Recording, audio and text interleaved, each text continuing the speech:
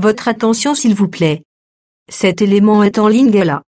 Contactez-nous pour savoir s'il est aussi disponible en la langue de votre préférence. Veuillez aussi noter qu'il est en audio uniquement, dépourvu de ce fait d'image originaire. À présent, nous vous convions à suivre, depuis évangile-éternel.com, la rubrique Bible mot à mot, ou l'explication prophétique de toute la Bible, livre par livre, chapitre par chapitre, verset par verset, mot à mot. Elle est présentée aujourd'hui par le prophète Jean Bosco Mbombi, ministre de l'Évangile éternel. Recherchez-vous les enseignements du prophète Jean Bosco Mbombi, allez sur évangile-éternel.com/jbmbombi.html. Les enseignements sont disponibles en texte, audio et vidéo. Surtout, ne partez point sans souscrire à l'une de nos chaînes YouTube qui correspond à votre version linguistique. Souscrivez s'il vous plaît. Bonne édification au nom de notre commun Seigneur et Dieu Jésus-Christ. Amen. Nous bénissons le Seigneur qui a permis que nous continuions notre étude, la Bible mot à mot. Nous sommes dans Apocalypse 17. Nous lisons les premiers versets. Apocalypse chapitre 17 et premier verset. Puis, un de sept anges qui tenait les sept coupes vint, il m'adressa la parole et en disant, viens, je te montrerai le jugement de la grande prostituée qui est assise sur les grandes eaux. Apocalypse chapitre 16, je prends le verset 17. La septième coupe versa sa coupe. Le septième versa sa coupe, c'est-à-dire le septième ange. Dans l'air, il sortit du temple, du trône, de fortes voix qui disaient, c'en est fait, c'est-à-dire c'est accompli. Et il y eut des éclairs, des voix, des tonnerres, un grand tremblement de terre, tel qu'il n'y en avait jamais eu depuis que l'homme est sur la terre. Un aussi grand tremblement, et la grande ville fut divisée en trois parties, et les villes des nations tombèrent. Et Dieu se souvint de Babylone la grande pour lui donner la coupe de vin de son ardente colère.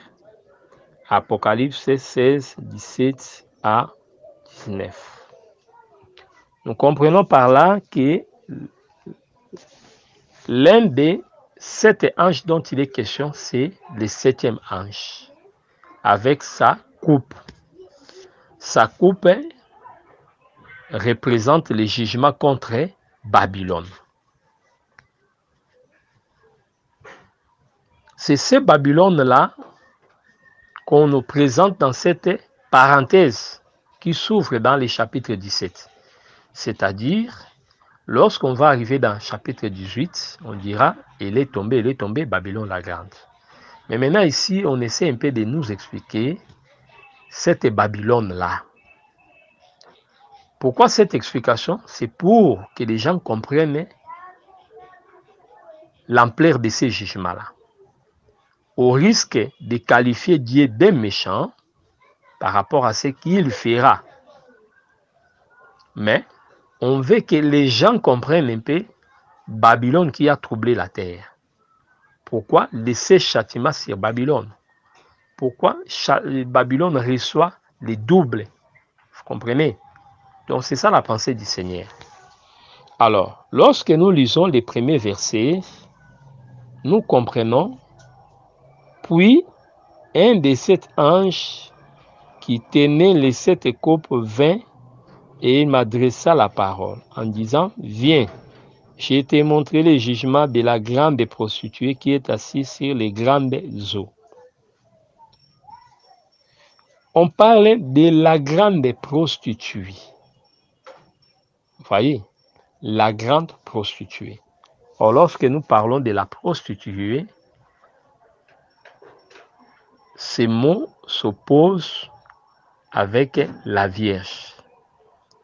Or, l'apôtre Paul dit dans 2 Corinthiens chapitre 11 et à 3, il dit que l'Église c'est une Vierge. Paul éprouve de la jalousie de Dieu pour l'Église, pour nous présenter à Christ comme une Vierge pure. Comprenez? C'est pourquoi la femme dans la révélation parle aussi d'une Église. L'Église, c'est une femme. C'est une épouse. De même qu'on appelle Jean pour venir voir, vous allez voir aussi Jean était amené à voir aussi dans la vision l'épouse. C'est la même présentation. Écoutez ce que dit la Bible. Je prends les livres d'Apocalypse 21, le 9e verset. Puis, un des 7 anges qui tenait les 7 coupes remplies des 7 derniers fléaux vint et m'adressa la parole en disant, viens, je te montrerai l'épouse, la femme de l'agneau. Vous comprenez? Cette présentation, on appelle Jean pour voir la femme de l'agneau. On les présente une femme. Mais dans l'Apocalypse, ici aussi, quand vous lisez, vous allez voir la même formule dans l'Apocalypse 17. On l'appelle pour la présenter maintenant une prostituée. Donc, il y a la façon et la contrefaçon. Donc, la pensée de Dieu est exprimée dans l'épouse que nous appelons la Vierge du Seigneur, Apocalypse 21. Mais ici, par contre, il est question de la prostituée qui représente la fausse église. C'est ça la compréhension simple. La 7e ange, c'est lui qui devait juger. Mais Jean, on le montre. Lorsque Jean a le privilège de comprendre la prostituée, il faut quitter la vision pour concrétiser cette pensée. C'est-à-dire Jean, à qui l'on présente la prostituée, c'est bel et bien l'église de ces jours. Donc l'intérêt d'Apocalypse 17, c'est un avertissement. Voyez, c'est pour que Jean puisse avoir la connaissance de la prostituée. Vous comprenez? Lorsqu'il aura la connaissance de la prostituée, on lui amènera aussi pour avoir la connaissance de l'épouse. C'est pour susciter en lui le discernement pour abandonner les faux cultes et embrasser les vrais cultes. Quand on s'attache au faux culte, on serait membre de la fausse église, la prostituée. Lorsqu'on s'attache à la vraie adoration, on devient membre de l'épouse de Christ. Donc il y a un intérêt là-bas, dans cette présentation. Là, je prends aussi l'ange comme un ministre qui prêche la parole pour aider les peuples à comprendre la fausse église. Donc c'est très très important. Donc c'est une démarche doctrinale que les apôtres et les autres ministres doivent faire pour faire la nette démarcation, séparer l'épouse du Seigneur de la prostituée. Donc c'est très très important. Donc cette présentation, c'est toute une prédication.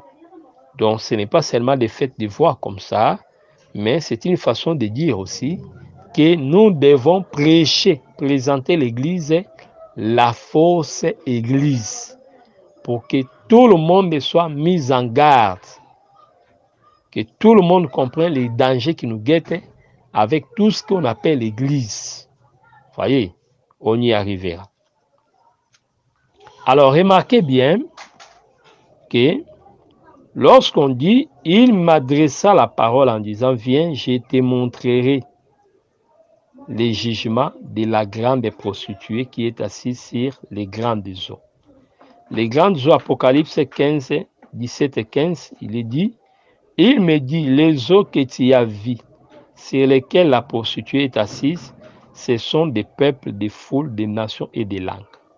Donc, dans la vision, la prostituée assise sur les eaux, on dit que cette église-là s'est retrouvée parmi les peuples. Elle règne parmi les peuples, elle est trouvée parmi les peuples. Il suffit de considérer la société mondiale pour comprendre de quelle église s'agit-elle.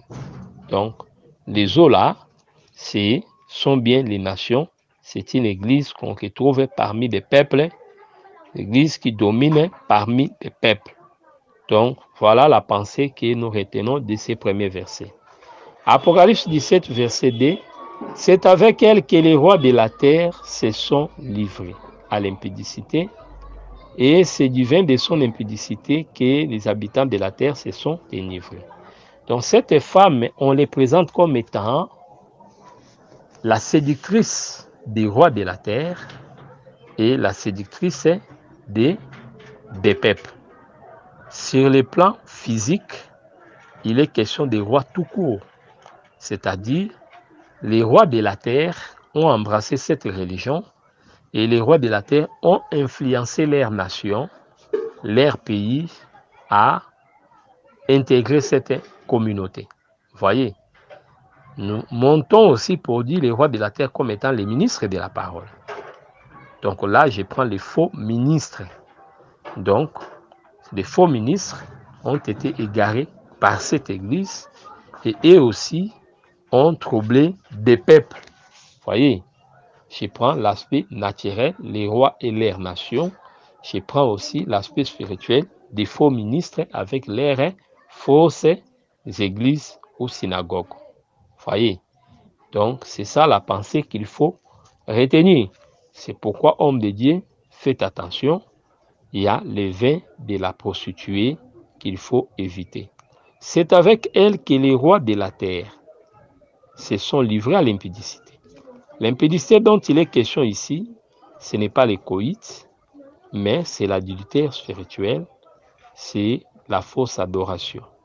Voyez, c'est ça que le Seigneur condamne. Et c'est du vin de son impudicité que les habitants de la terre se sont enivrés. Donc, le vin dont il est question là, ce sont les faux enseignements. Donc là, nous disons qu'à côté de la coupe du Seigneur, il y a aussi la coupe de l'ennemi. Nous prenons le livre de 1 Corinthiens chapitre 10. 1 Corinthiens chapitre 10.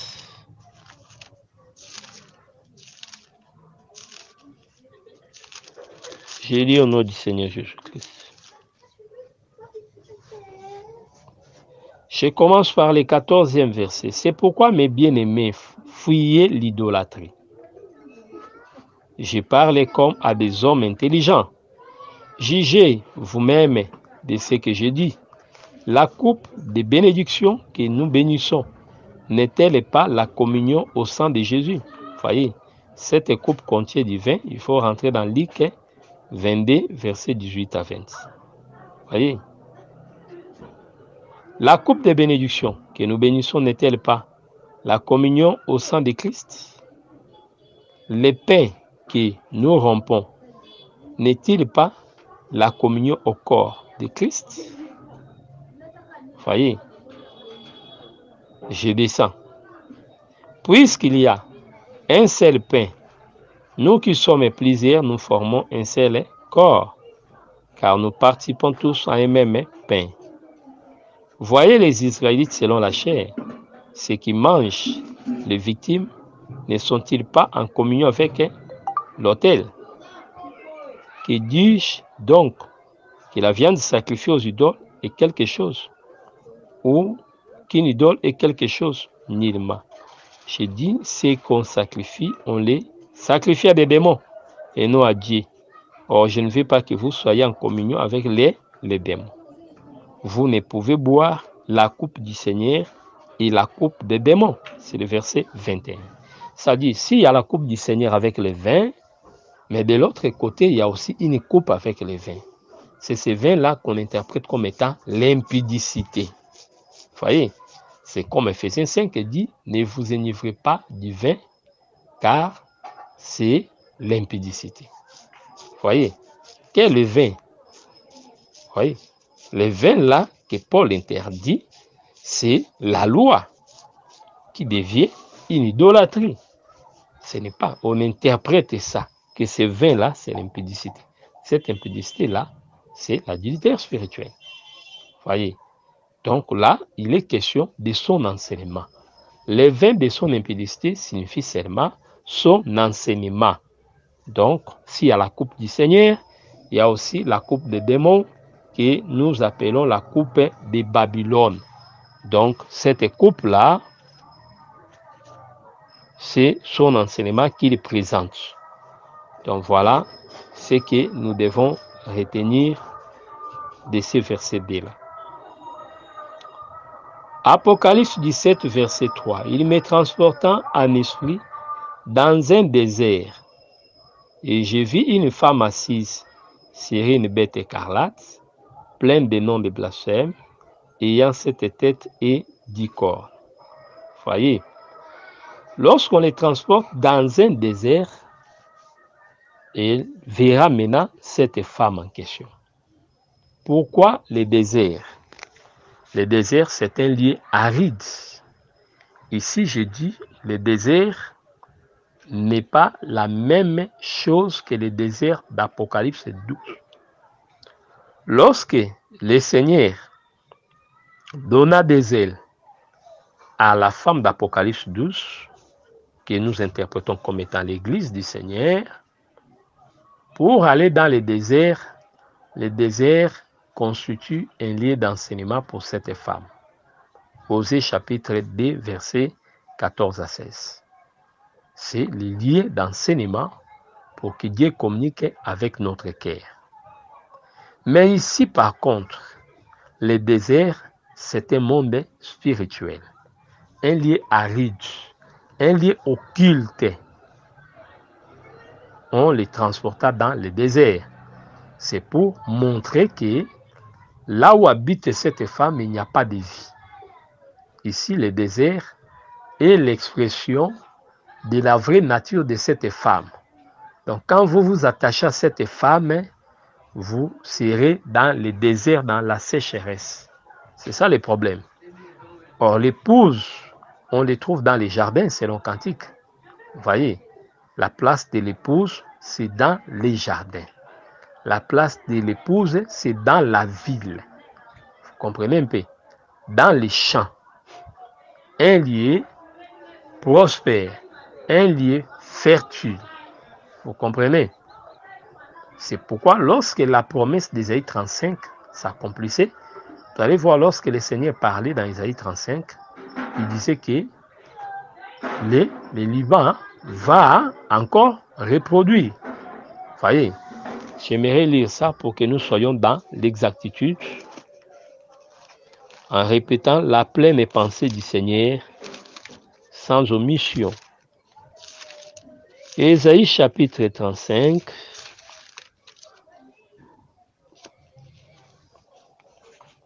Les déserts et les pays arides se réjouiront. La solitude se guérira, nous sommes dans les premiers versets, et fleurira comme un narcisse, et se couvrira de fleurs, et tracera des jours, avec chant d'allégresse et cri de triomphe. La gloire du Liban sera donnée, la magnificence des Carmel et des Saron. Ils verront la gloire de l'Éternel, la magnificence de notre Dieu. Voyez, quand vous allez jusqu'au verset 4, vous allez voir que cela est rattaché au temps messianique quand le Seigneur viendrait, c'est-à-dire les lieux qui portaient la malédiction, ces lieux-là sera béni.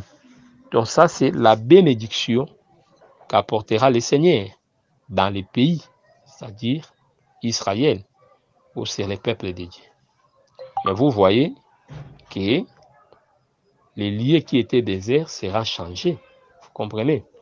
Donc c'est pour dire, lorsqu'on présente la femme dans les déserts, nous sommes en train de comprendre que les déserts expriment le véritable état de cette femme-là. Donc, tout ce qui s'attache à elle prend automatiquement cette nature de désert. C'est ça.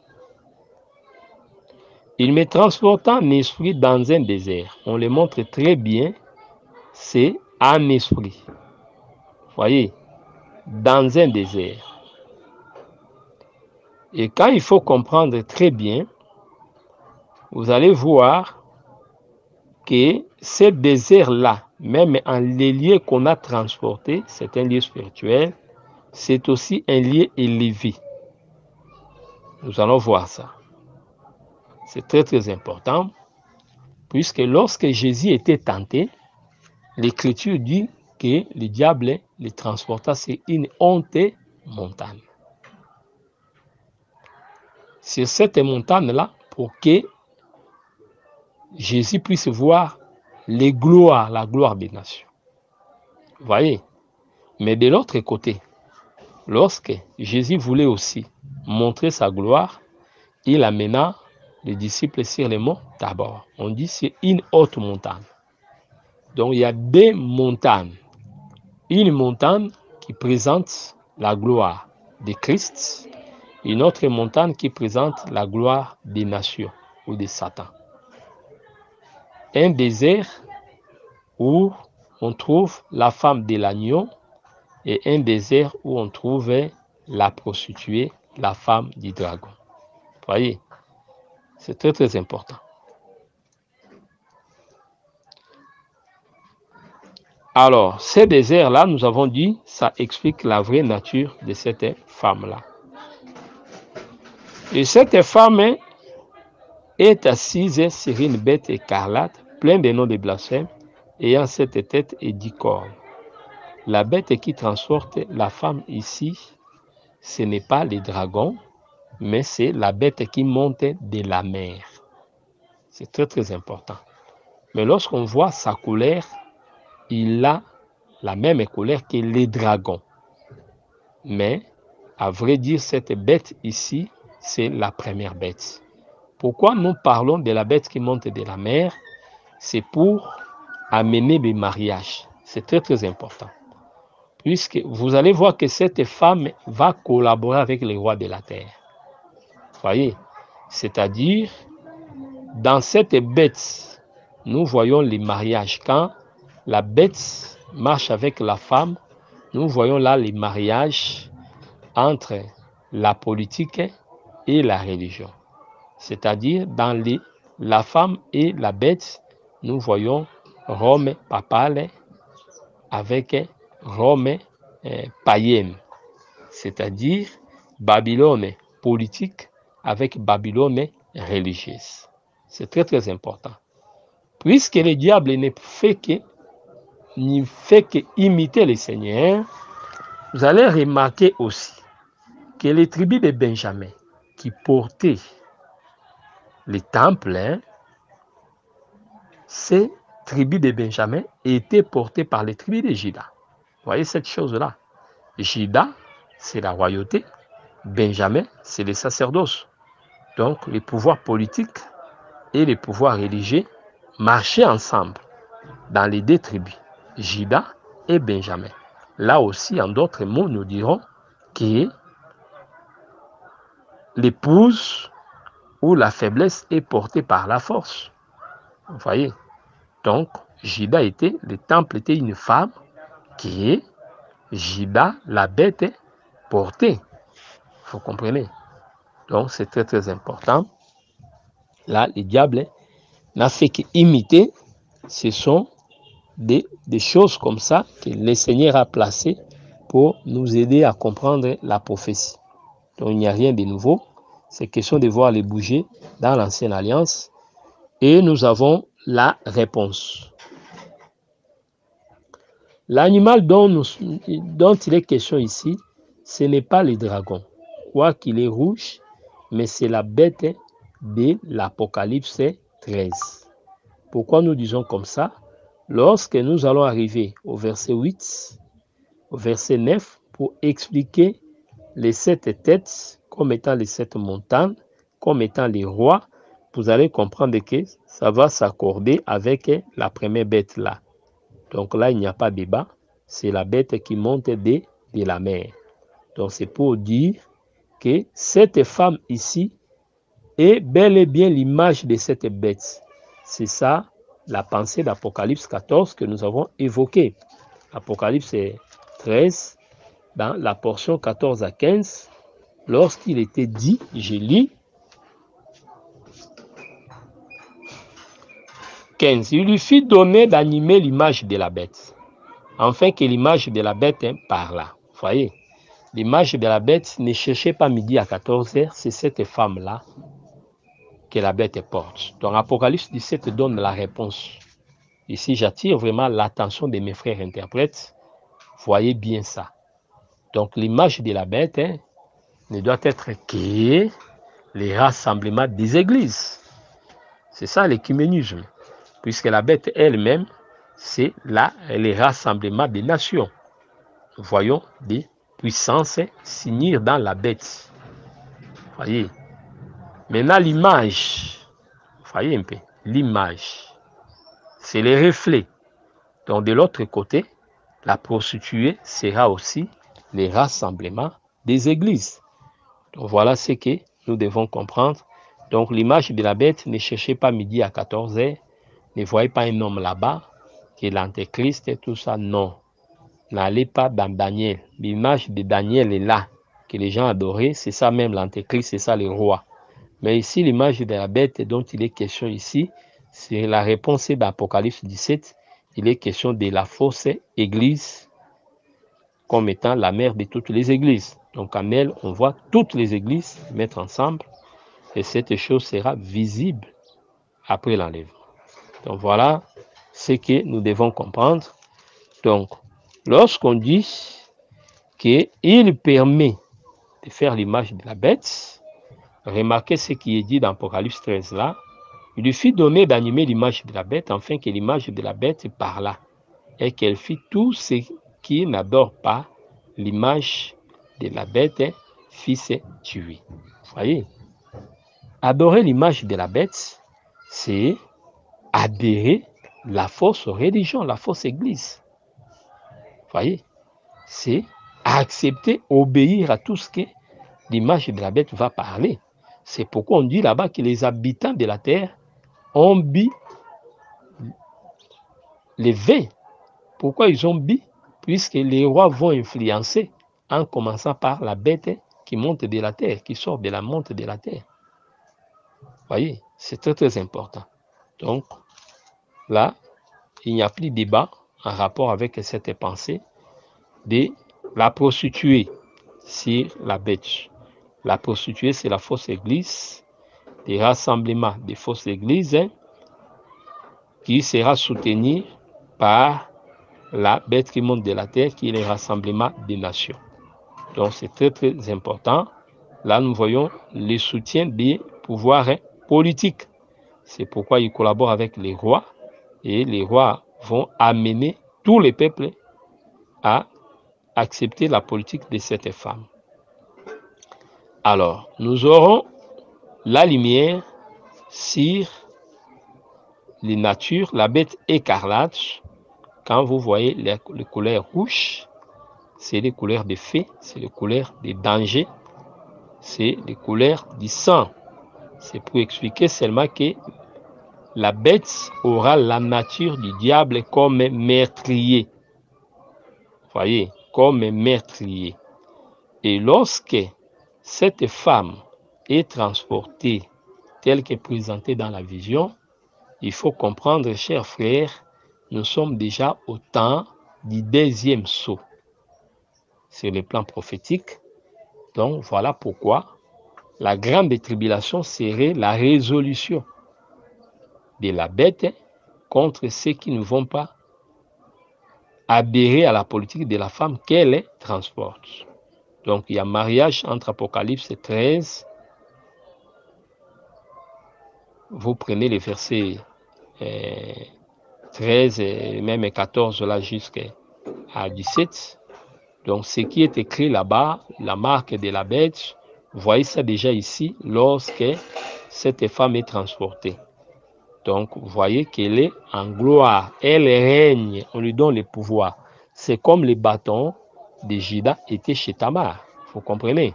L'homme Juda collaborait avec une femme. Donc, c'est pourquoi la Bible dit, c'est par l'Église que les dominations vont connaître. C'est-à-dire, quand vous rejetez l'Église, vous rejetez le Seigneur. Quand vous recevez l'Église, vous recevez le Seigneur. C'est comme ça. Donc, cette femme aussi, en son temps, aura ces privilèges-là. Cette considération, elle sera pleinement soutenue. Quand vous la rejetez, vous rejetez la bête. Voilà pourquoi la bête ne vous laissera pas impuni. Et même Dieu aussi ne laissera pas impuni ceux qui méprisent l'épouse. Donc, en quelque sorte, la même réalité va encore revenir. Vous comprenez? Donc ici, quand la bête a la couleur écarlate, voyez les temps de la grande tribulation. Daniel chapitre 3, tous ceux qui ne vont pas adhérer au son des trompettes. Le son des trompettes là, ce n'est pas l'aspect politique. Le son des trompettes, la trompette c'est la prédication. 1 Corinthiens 14, vous prenez le verset 8, vous comprenez? Donc ici, il est question des prédications. Les sons là, les trompettes, les cymbales, tout ce qu'on va jouer là. Plusieurs sons là, ce sont les exigences des religions. Vous comprenez? De tous ces sectes occultes qui seront sur la terre. Il faut obéir à ça. Il faut se courber quand vous écoutez ces sons-là, ces enseignements-là. Et les sons seront écoutés selon que l'endroit où vous serez, ce serait peut-être à l'école, au niveau des services, de votre congrégation, toutes ces histoires-là. Ce qu'on va vous présenter, c'est ça les sons. Là-bas, on présente les sons d'élite. Là-bas, on présente.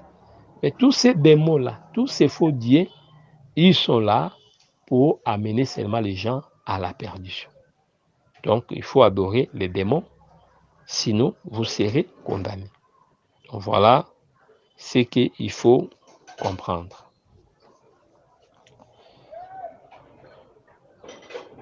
Plein de noms de blasphèmes, ayant 7 têtes et 10 cornes.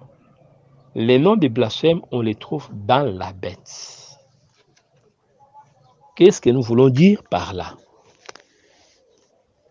La bête qui marche avec la prostituée portait des noms de blasphèmes. Par les noms, nous voyons les enseignements. C'est pourquoi on dit la prostituée, puisque elle marche avec plusieurs noms. Mais l'épouse marche avec un nom, c'est le nom de Christ. Les noms de blasphème ici au pluriel, c'est pour exprimer aussi la pensée polythéiste chez les nations.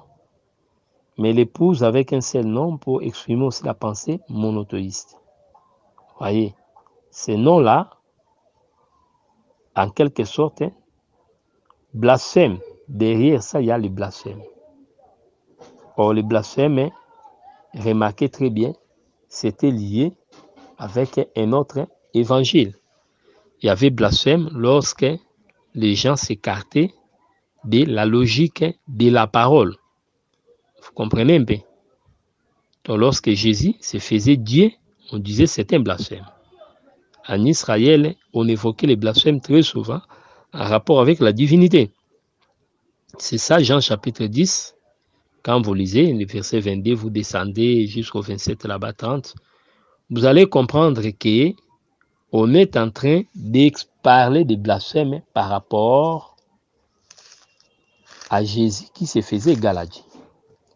J'aimerais qu'on fasse la lecture de ces versets-là pour que nos pensées soient élucidées. Jean chapitre 10, nous prenons le verset 22 et nous allons descendre. On célébrait à Jérusalem la fête des dédicaces, c'était l'hiver. Et Jésus s'est promené dans les portiques, dans les temples sous les portiques de Salomon. Les Juifs l'entouraient et lui dirent, « Jusqu'à quand tiendras-tu notre esprit en suspense? Si tu es Christ, dis-le. » dis-les-nous franchement. Jésus leur répondit, je vous l'ai dit, et vous ne croyez pas. Les œuvres que j'ai faites au nom de mon Père rendent témoignage de moi. Écoutez la réaction des Juifs. Mais vous ne croyez pas parce que vous n'êtes pas de mes brebis. Les brebis entendent ma voix, je les connais et elles me suivent. Je leur donne la vie éternelle. Elles ne périront jamais et personne ne les ravira de ma main. Mon Père, qui me les a donnés, est plus grand que tous et personne ne peut les ravir de la main de mon Père. Moi et le Père, nous sommes un. Alors les Juifs prirent de nouveau des pierres pour les lapider. Jésus leur dit, je vous ai fait voir plusieurs bonnes œuvres venant de mon Père, pour laquelle me lapidez-vous? Les Juifs, verset 33, répondirent, ce n'est pas pour une bonne œuvre que nous te lapidons, mais pour un blasphème, parce que toi tu es homme, tu te fais Dieu. C'est clair. Voyez. La parole est claire que le blasphème est attaché à la divinité. Lorsqu'il y a falsification sur la divinité, il est question de blasphème. Les noms de blasphème, ces noms-là, nous disons, ce sont les démons. Chaque nom représente un enseignement, chaque nom représente un démon que les nations vénèrent. Vous comprenez? C'est pourquoi les chiffres 10, c'est pour nous, c'est les chiffres de la totalité. C'est-à-dire, il y a plusieurs démons que le monde adore, mais dans l'explication, on ramène ça dans les chiffres 10. C'est pour lorsque Moïse était descendu en Égypte, nous disons que les 10 plaies étaient en rapport avec la condamnation des dieux. Dieu avait aussi jugé les dieux égyptiens. Je prends les livres des nombres pour affirmer cela. C'est pourquoi lorsque nous parlons des problèmes des 10 plaies, les jugements des 10 dieux, c'est pour expliquer seulement ce que nous sommes en train de dire ici. Nombre 33, prenons le verset 1 à 4. Nous allons faire ressortir cette pensée-là. La Bible dit, voici les stationnements d'Israël qui sortirent du pays d'Égypte selon leur corps d'armée sous la conduite de Moïse et Aaron. Moïse écrivit leur marche de station en station d'après l'ordre de l'Éternel. Et voici les stations selon leur marche. Ils partirent de Ramsès des premiers mois, les 15e jour du premier mois. Le lendemain de la Pâque, les enfants d'Israël sortirent la main levée à la vie de tous les Égyptiens. Et les Égyptiens enterraient ceux que l'Éternel avait frappés parmi eux. Tous les premiers-nés, l'Éternel exerçait aussi des jugements contre leurs dieux. C'est le verset 4.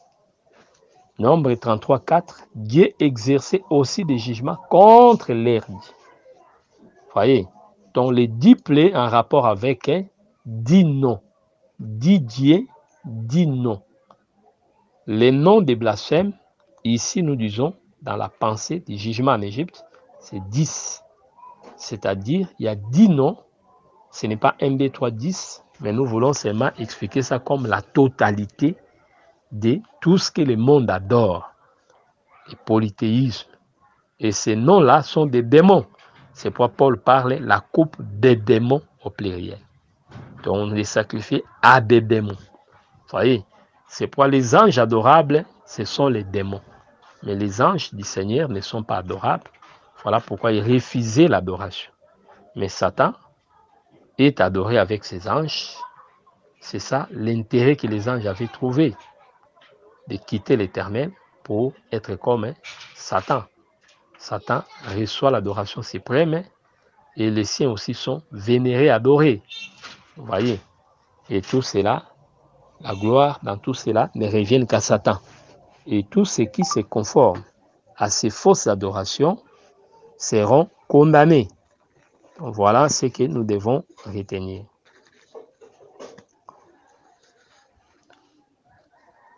Alors, on y reviendra avec la pensée. Nous allons mettre pré-virgule ici. Il me transporta en esprit. Nous sommes dans le verset 4. Dans le verset 3, où nous touchons les pleins des noms de blasphème. Nous avons dit plein, c'est pluriel, mais nous retenons les chiffres 10. Ayant 7 têtes et 10 cornes.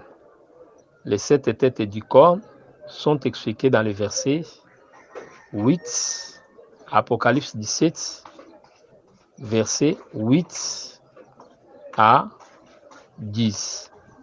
Donc, on nous explique que les 7 têtes sont 7 montagnes et les 10 cornes sont 10 rois. Je crois qu'Apocalypse 13 avait déjà donné des lumières, mais on va y revenir ici encore. Les 7 montagnes sont 7 royaumes qui se sont succédés. On avait commencé en commençant par les royaumes d'Égypte, la Syrie, Babylone, l'Empire médo-perse, l'Empire grec, l'Empire romain. Et la 7e, c'est la portion des Roms plus alliés, où nous parlons du fer avec l'argile. Donc, ce sont là les 7 têtes. Les 10 cornes, la Bible dit dans Apocalypse 17, verset 12, les 10 cornes que tu as vues sont 10 rois qui n'ont pas encore reçu des royaumes, mais qui les recevront autorité comme roi pendant une heure avec la bête. Donc là, nous sommes en train de dire que lorsque la femme sera portée, ce serait le temps où ces rois ici ont reçu le pouvoir. C'est-à-dire ici, dans Apocalypse 17, ne voyez jamais les cornes sans diadème. Quand la femme est transportée, c'est que les cornes ont des diadèmes. Puisque ce sont ces rois-là qui vont faciliter la tâche. Les rois vont collaborer avec l'impie, les faux prophètes d'Apocalypse 13, et c'est les faux prophètes-là qui va faciliter le terrain à la femme. Vous comprenez? Voilà pourquoi beaucoup d'interprètes disent toujours que l'antéchrist ou les faux prophètes seraient un homme, un chef religieux. Voyez, c'est pour que l'harmonie règne dans cette action ici. Souvenez-vous, au Moyen-Âge, la papauté avait des décisions sur les rois. Et tous les rois obéissaient. Et l'Église avait la facilité. Donc là, je parle de la fausse Église. De même aussi, à la fin, la fausse Église, puisqu'au Moyen-Âge, c'était l'Église catholique, mais ici, la fausse Église dont il est question, c'est l'Église écuménique. Donc, où on trouvera cette Église catholique avec les autres églises mises ensemble pour marcher contre la vérité. Donc, voilà ce que nous devons retenir. Donc, je termine en disant que dans cette phase ici, la femme, quand elle est transportée, là, c'est la phase de l'image de la bête. C'est la phase où l'image parle. L'image est réanimée. Au jour d'aujourd'hui, il y a des concessions, il y a des ententes, il y a des alliances, mais l'image n'a pas encore reçu le pouvoir de parler. L'image n'est pas encore animée. Dans ces temps-là, quand l'image est animée, c'est déjà après l'enlèvement. Et dans la phase où la bête a la couleur rouge, nous disons, ce serait le temps de la grande tribulation où la femme, la prostituée, commande, donne le vin aux nations. Tous qui refuseront ce vin-là seront tués. C'est pourquoi nous disons qu'il y a une corrélation entre ces 20 de la prostituée et les 666. Donc les 666, comme faux enseignement, c'est aussi les 20 de l'impudicité de la prostituée. C'est ce qu'il faut retenir. Voilà, chers frères, les paix que nous avons voulu apporter sur le verset 3, et nous allons y revenir. Que le Seigneur Jésus-Christ vous bénisse. Retenez en général que la prostituée qu'on est en train de présenter, c'est la fausse église qui sera en compétition avec la vraie église, qui s'élèvera pour imposer la fausse religion et amener tout le monde à adorer l'antéchrist, les faux prophètes. Et ceux qui vont refuser seront punis. Donc lorsque nous parlons de l'œuvre de la prostituée, voyez toujours Apocalypse 17 dans la pensée, Apocalypse 13 lorsqu'on parle de 666. Que le Seigneur Jésus-Christ vous bénisse. C'était votre frère, le prophète Jean Bosco, Église des Saints de Massina, Kinshasa, RDC. Notre contact numéro WhatsApp, c'est plus 243 89 541 88 90. Soutenez notre site qui est évangile-éternel.com. C'est dans ce site que vous trouverez nos enseignements. Soutenez ces sites pour que les hommes de Dieu que nous sommes, nous soyons également soutenus. Que Yehoshua HaMashiach vous bénisse. Merci d'avoir suivi ce message et que Jésus-Christ vous bénisse. Si vous avez une question à l'intention de l'homme de Dieu, si vous voulez que l'homme de Dieu prie pour vous, si vous voulez vous confier à l'homme de Dieu, ou si vous voulez tout simplement bénir l'homme de Dieu, contactez-le directement si ses coordonnées sont disponibles depuis sa page. Sinon, contactez-nous et nous lui transmettrons vos préoccupations. N'oubliez pas de faire un tour à notre page évangélisation pour voir en quoi vous pouvez vous rendre utile à Christ par cette œuvre. Que Dieu vous bénisse tous. Amen. ChristQuality.com. Les cieux en un clic de la souris. Évangile-éternel.com, le site de l'Évangile éternel. Christ Equality Fondation, équilibrer la manne ramassée dans le désert de sorte que chacun ait un numère.